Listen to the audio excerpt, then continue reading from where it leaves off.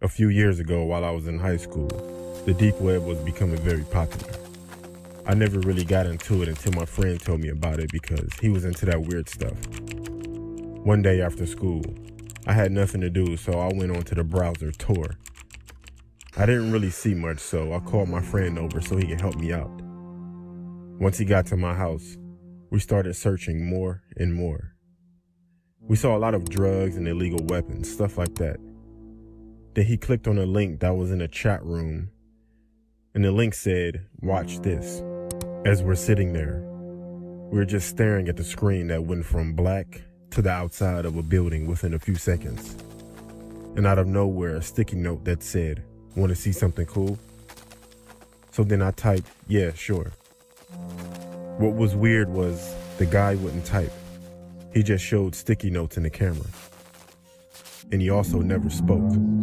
All of a sudden, the camera started moving toward the building that it was facing.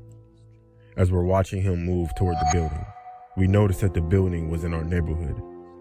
Then he quit moving and put another sticky note that said LOL. That kind of creeped me out. And then a person entered the building, which was eerily dark. The camera stopped at a padlocked door and then unlocked it and opened it. The camera moved toward the back of this dark room, and there was a dog bowl on the floor. Now at this point, the camera was only facing the dog bowl. A few moments later, whoever the person was that was holding the camera put something in the bowl that looked like just slop. Honestly, it looked like feces. Then you hear another door open and a girl crying in the background, along with a chain dragging. This girl shows up in the camera crying with a chain around her neck, and the guy shoved her face in the bowl and puts a sticky note in front of the camera that said, "Cool, right?" Then the screen goes black. We sat there for about 10 minutes in disbelief, but the stream was still live. Then out of nowhere, the camera was back on, and it was in the corner of my street. Then another sticky note that said, 545 East 99th Street off of St. Clair. That was my address. Then another sticky note that said, "Open the door."